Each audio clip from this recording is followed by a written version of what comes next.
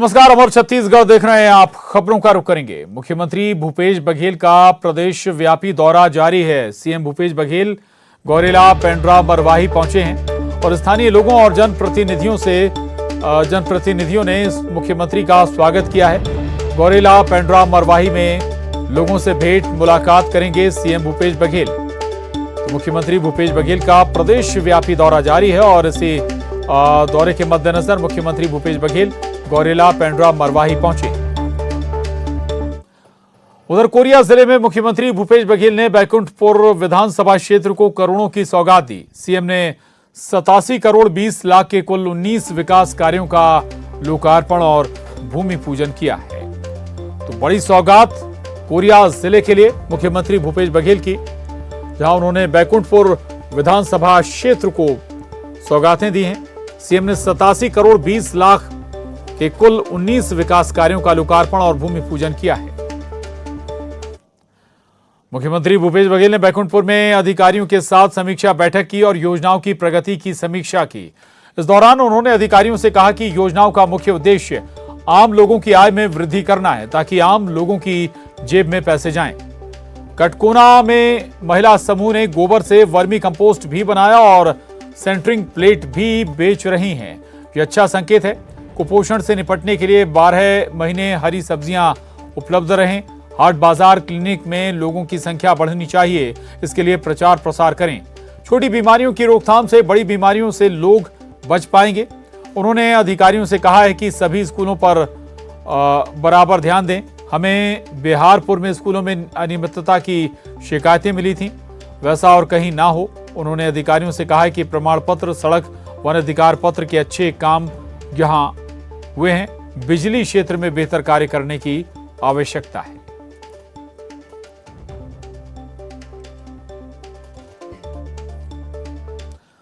और रियाज के बीजेपी के सदस्य होने के सवाल पर डॉक्टर रमन सिंह के बयान की खाद्य मंत्री अमरजीत भगत ने निशाना साधा है। उन्होंने पूर्व सीएम रमन सिंह के बयान पर निशाना साधते हुए कहा है, रमन सिंह ने कहा था कि कोई भी बीजेपी की सदस्यता ले सकता है। रमन सिंह के बयान पर मंत्री अमरजीत भगत ने तीखा प्रहार किया है।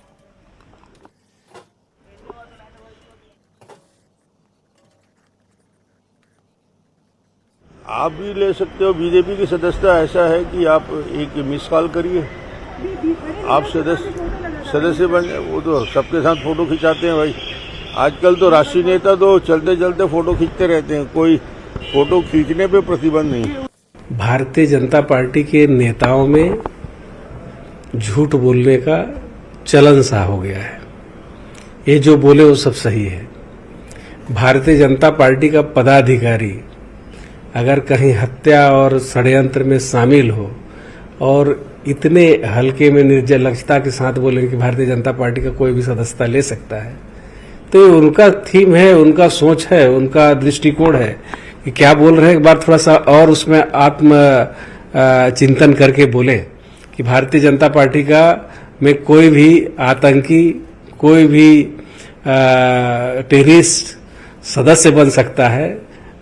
एक बार और सोच करके माननीय रमन सिंह जी इसमें बयान दे तो ज्यादा अच्छा होगा। ममता लांजेवार हमारे साथ जुड़ी हैं और जानकारी के साथ। ममता, राजस्थान या उदयपुर में हुए हत्याकांड के आरोपी पर अब सियासत हम कहें छत्तीसगढ़ में भी हो रही है, इसमें यहां भी वार पलटवार हो रहे हैं।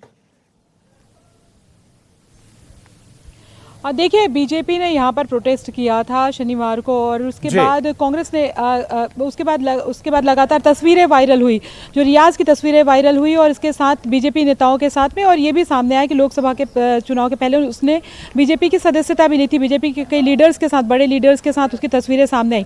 इसको लेकर डॉक्टर रमन सिंह से सवाल किया गया था, तो इस पर डॉक्टर रमन सिंह ने कहा कि उसमें क्या है, बीजेपी की सदस्यता तो कोई भी ले सकता है और आजकल राष्ट्रीय नेताओं के साथ फोटो खिंचवाने का चलन हो गया है। फोटो कोई भी खिंचवा जा सकता है, लेकिन इसमें स्थिति स्पष्ट करने की जरूरत नहीं है, क्योंकि उनसे यह भी पूछा गया था कि मुख्यमंत्री भूपेश बघेल ने कहा है कि बीजेपी इस पर स्थिति स्पष्ट करे। इस पर जो अमरजीत भगत है उन्होंने पलटवार किया है। उन्होंने कहा कि इतनी आसानी से कि बीजेपी का कोई मेंबर इतने बड़े हत्याकांड में शामिल है और उसको लेकर पूरे देश भर में एक जो स्थिति फैली हुई है, उसको लेकर अगर सवाल पूछा जाता है तो डॉक्टर रमन सिंह 15 सालों के मुख्यमंत्री हैं और वो इस तरह से जवाब देते हैं कि बीजेपी की मेंबरशिप कोई भी ले सकता है। तो ये और और इतनी बड़ी घटना में जो आरोपी शामिल है वो उसके शामिल होने को, वो बीजेपी का सदस्य निकलता है, अगर उसको इतनी आसानी से ये कहा जाता है कि कोई भी सदस्यता ले सकता है तो ये निर्लज्जता भरा है, ऐसा अमरजीत भगत ने कहा। और उन्होंने ये भी कहा कि डॉक्टर रमन सिंह को बयान देने से पहले सोचना चाहिए वो ये कहना चाहते हैं कि चाहे कोई टेररिस्ट हो, चाहे कोई भी हो, वो बीजेपी की सदस्यता ले सकता है। तो इसको लेकर उनको स्थिति स्पष्ट करनी चाहिए, एक बार और सोच समझ कर बयान देना चाहिए। तो जाहिर तौर पर अब इस मामले को लेकर जो तस्वीरें वायरल हुई है रियाज की और जो सदस्यता सामने आई है बीजेपी की कि वो जो रियाज है जो बीजेपी का सदस्य निकला है, उसको लेकर छत्तीसगढ़ में बीजेपी और कांग्रेस के बीच में वार प्रतिवार शुरू हो गया है। बिल्कुल ममता, आने वाले वक्त में भी हो सकता है कि हमें इस मसले पर सियासत छत्तीसगढ़ में होती हुई नजर आए। शुक्रिया ममता जानकारी के लिए।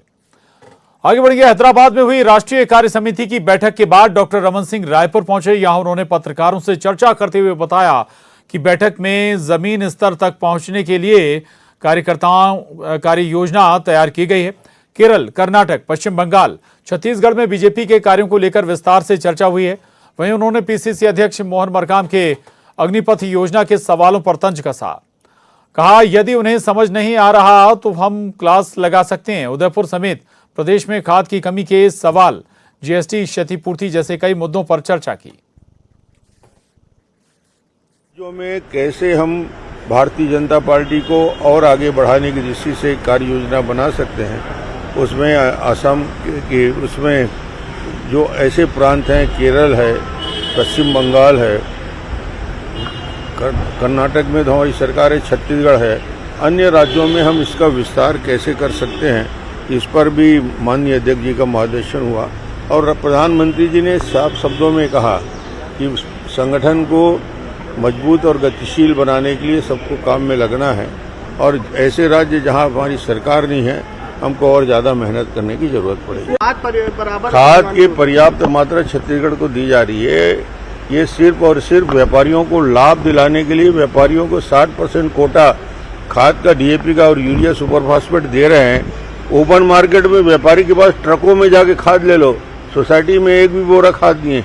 इसका मतलब है जानबूझकर कालाबाजारी को बढ़ावा दे रहे सरकार, और ये सब मिली भगत का मामला है। केंद्र के ऊपर डालने की जरूरत नहीं। जो निर्धारित कोटा है साल भर का, और उसमें जो शुरू के 6 महीने में जो कोटा आना चाहिए उससे ज्यादा खाद पहुंच चुका है। मैंने केंद्रीय मंत्री से भी बात की। और खबर रायपुर से, जीएसटी क्षतिपूर्ति को लेकर केंद्र और राज्य के बीच एक बार फिर रार सामने आ रही है। केंद्र सरकार ने जीएसटी से राज्यों को होने वाले राजस्व नुकसान से बचाने के लिए 14% क्षतिपूर्ति देने का ऐलान किया था।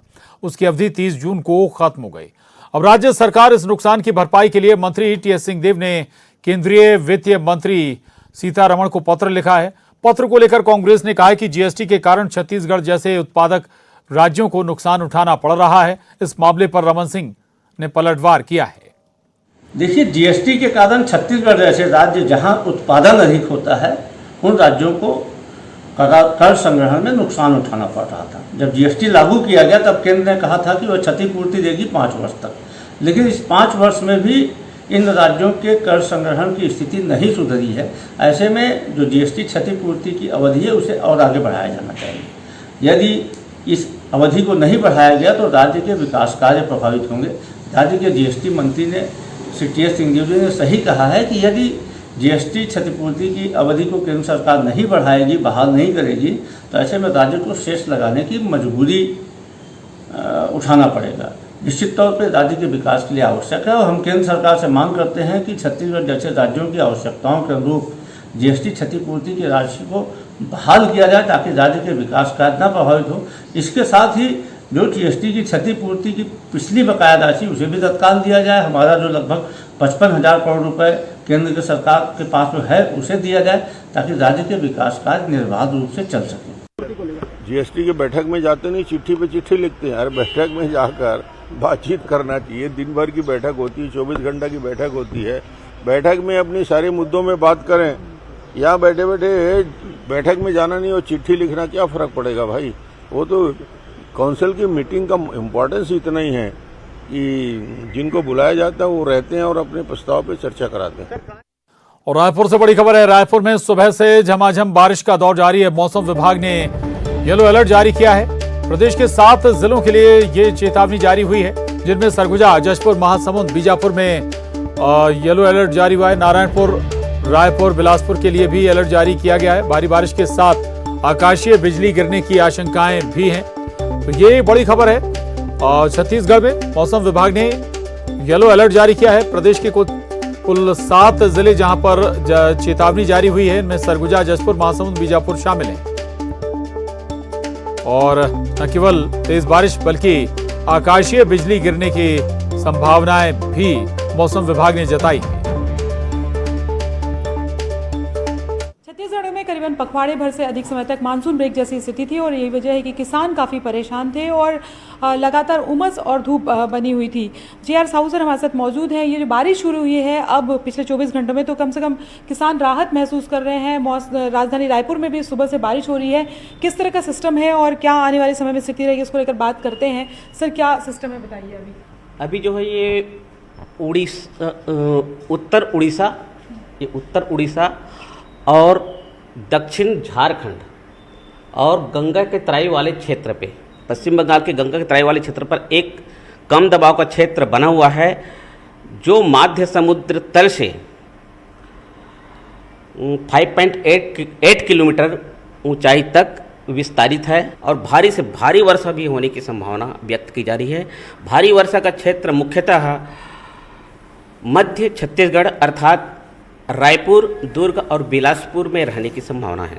आप देख सकते हैं कि ये जो मध्य छत्तीसगढ़ है, खासतौर पे कोरबा, रायपुर और इधर आप देख सकते हैं ये पूरा जो इलाका है यहाँ पर किस तरह से जो सिस्टम है वो काफ़ी मजबूती से सक्रिय है और यही वजह है कि प्रदेश के ज़्यादातर हिस्सों में हल्की से मध्यम बारिश होगी, लेकिन कुछ ऐसे स्थान हैं कोरबा और इसके आसपास का जो इलाका है, जो ज़िले हैं, वहाँ पर भारी बारिश को लेकर भी अलर्ट जारी किया गया है और ये कहीं कहीं पर बिजली गिरने की आशंका भी व्यक्त की गई है। तो सारे तौर पर सतर्क रहना भी ज़रूरी है।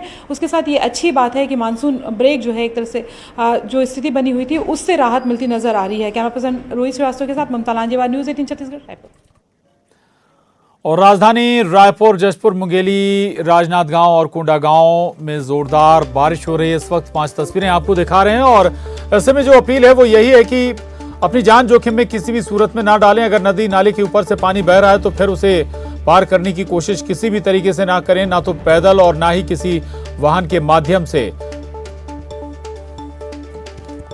और जशपुर से तस्वीरें आपको दिखाते हैं। जशपुर से बड़ी खबर है, जिले में झमाझम बारिश का दौर जारी है। खतरे के बीच उफनती नदियों को इसके बावजूद लोग पार कर रहे हैं। कवई में ईब नदी को खतरे के बीच लोग पार करते हुए नजर आ रहे हैं। रपटे के ऊपर से पानी बह रहा है, लेकिन इसके बावजूद भी लोग अपनी जान जोखिम में डाल रहे हैं। अचानक पानी बढ़ने से कभी भी कोई बड़ा हादसा हो सकता है, जानमाल का नुकसान हो सकता है। ये तस्वीरें देखिए आप, पैदल भी लोग रास्ता पार कर रहे हैं, वाहनों के माध्यम से भी लोग रास्ता पार करने की कोशिश कर रहे हैं।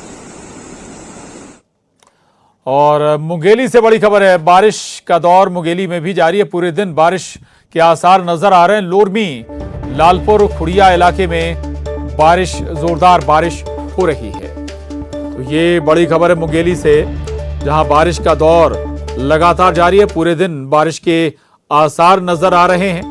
लोरमी, लालपुर, खुड़िया इलाके में भी जमकर बारिश हो रही है। कल रात से हो रही बारिश आज सुबह भी जारी है और झमाझम बारिश देखने को मिल रही है। और अब पिछले हफ्ते भर से जिस तरह बारिश नहीं हो रही थी, जिससे किसानों को काफी परेशानियों का सामना करना पड़ा था और किसान दरकार लगा के रखे थे कि बारिश हो, और आज जिस तरह बारिश हो रही है उससे पूरे दिन बारिश होने के आसार दिखाई दे रहे हैं। वहीं बारिश से कहीं कहीं जल भराव की स्थिति भी देखने को मिल रही है, क्योंकि झमाझम बारिश होने से जो करही इलाका है या इंडूज वार्ड है या जो निचली बस्तियां हैं वहाँ जल भराव की स्थिति देखने को मिल रही है, जिससे लोगों को परेशानियों का भी सामना करना पड़ रहा है। वहीं जिस तरह का मौसम का रुख है उससे लगता है कि आज पूरे दिन बारिश होगी और बारिश कहीं ना कहीं किसानों के लिए राहत की बारिश साबित हो रही है। न्यूज़ 18 के लिए मुंगेली से प्रशांत शर्मा की। तो कई जगहों पर जोरदार बारिश का दौर चल रहा है छत्तीसगढ़ में और राजधानी रायपुर से युगल तिवारी हमारे साथ जुड़ रहे हैं। युगल, राजधानी का हाल भी बताइएगा, लेकिन प्रदेश का हाल भी बताइएगा। क्या कहता है मौसम विभाग, कब तक ये बारिश यूं ही रहेगी जारी, और क्या मौसम विभाग ने अनुमान प्रदेश के लिहाज से लगाए हैं? युगल। जी प्रशांत, देखिए अगर हम पूरे रायपुर की बात करें, रायपुर जिले में अच्छी बारिश हो रही है। सप्ताह भर से मानसून ब्रेक की स्थिति जो बनी थी, उसके बाद बीती रात से अच्छी बारिश हो रही है, झमाझम बारिश हो रही है। अगर हम पूरे प्रदेश की जो मानसून को लेकर के, बारिश को लेकर के बात करें तो रायगढ़, महासमुंद, बीजापुर, बिलासपुर के कई ऐसे जिले हैं जहां पर भारी बारिश दर्ज की गई है।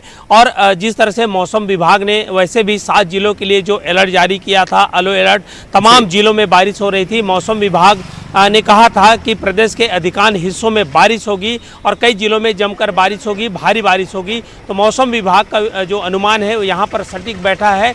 और अभी भी जो 24 घंटे के लिए जो अलर्ट है वो जारी किया गया है। इसे मध्य छत्तीसगढ़ है, खास करके बिलासपुर, दुर्ग और रायपुर संभाग में भारी बारिश होने की संभावना मौसम विभाग ने व्यक्त किया है। तो ये अंदाजा लगाया जा रहा है, अनुमान लगाया जा रहा है प्रशांत, कि अभी आने वाले 24 घंटे भी भारी पड़ सकते हैं, क्योंकि झमाझम बारिश होगी और कई जिलों में अति जो भारी बारिश होने की संभावना मौसम विभाग ने व्यक्त किया है। और इस बारिश को लेकर के किसानों के चेहरे हैं वो खिले हुए हैं, क्योंकि खेती किसानी का काम है, उसमें ब्रेक लग गया था। और जिस हिसाब से बारिश हो रही है तो अब खेती किसानी के काम में भी तेजी आएगी। ये कहा जा सकता है कि अभी भी जो बारिश का खतरा है वो टला नहीं है। तो जरूरत इस बात की, जहाँ भारी बारिश हो रही है वहाँ प्रशासन को भी अलर्ट रहना होगा ताकि कोई अप्रिय घटना ना हो। जी प्रशांत। बिल्कुल बिल्कुल, किसी भी अप्रिय तरह की घटना सामने ना आए, इसलिए प्रशासन को भी सतर्क रहने की दरकार। शुक्रिया आपका युगल जानकारी के लिए। उधर कवर्धा में बारिश के बीच पुलिस एकेडमी से अनोखी तस्वीर सामने आई है। पुलिस विभाग द्वारा संचालित फोर्स एकेडमी में बरसते पानी में तैयारी की जा रही है और बारिश में करीब 300 से अधिक युवक युवतियों को प्रशिक्षण दिया जा रहा है। सभी युवक युवतियां फोर्स भर्ती के लिए जी जान से जुटे हुए हैं। तो ये तस्वीरें देख रहे हैं आप, ये तस्वीरें कवर्धा से सामने आई हैं और यहाँ पर पुलिस एकेडमी से ये अनोखी तस्वीरें, जहां पुलिस विभाग द्वारा संचालित फोर्स एकेडमी में बरसते पानी में तैयारी जारी है। और महासमुंद से खबर है, महासमुंद नगर पालिका में अविश्वास प्रस्ताव पारित हुआ है। बीजेपी अध्यक्ष प्रकाश चंद्राकर की कुर्सी गिर गई है। 29 पार्षद में से 20 ने कांग्रेस के पक्ष में मतदान किया है। बीजेपी को 3 मत मिले हैं, जबकि 6 वोट अमान्य घोषित किए गए हैं। नगर पालिका के बाहर कांग्रेस का जश्न नजर आ रहा है। बहुमत होने के बाद भी बीजेपी कुर्सी नहीं बचा पाई। तो ये बड़ी खबर है महासमुंद से, जहां पर महासमुंद नगर पालिका में अविश्वास प्रस्ताव पारित हो गया है और बीजेपी अध्यक्ष प्रकाश चंद्राकर की कुर्सी गिर गई है। 29 पार्षद में से 20 ने कांग्रेस के पक्ष में मतदान किया। तो बीजेपी को जहां कुल 3 मत मिले, वहीं 6 वोट अमान्य घोषित कर दिए गए। और इस तब्दीली के बाद नगर पालिका के बाहर कांग्रेस का जश्न भी नजर आया। मनोहर हमारे साथ जुड़े हैं और जानकारी के साथ। मनोहर, क्या वजह रही अविश्वास प्रस्ताव लाने के पीछे? जी प्रशांत, आपको बताऊं कि अपने ही लोग अपने ही लोगों के सेंध लगाते हैं, ये कहावत जो है महासमुंद नगर पालिका में देखने को मिला है। 14 बीजेपी के पार्षद होने के बाद भी बीजेपी अपनी कुर्सी नहीं बचा पाई है और मौजूदा जो बीजेपी के अध्यक्ष है प्रकाश चंद्राकर, उसकी कुर्सी अब चली गई है। अविश्वास प्रस्ताव 20 मतों से पारित हुआ है। 29 पार्षद जो है वो सुबह 11 बजे से मतदान करने के लिए नगर पालिका के भीतर मौजूद थे। रिटर्निंग ऑफिसर ने जो है मतदान की प्रक्रिया पूरी कराई। 20 मत जो है वो अविश्वास प्रस्ताव के पक्ष में पड़े, यानी वो 20 जो पार्षद है वो मौजूदा अध्यक्ष के खिलाफ थे।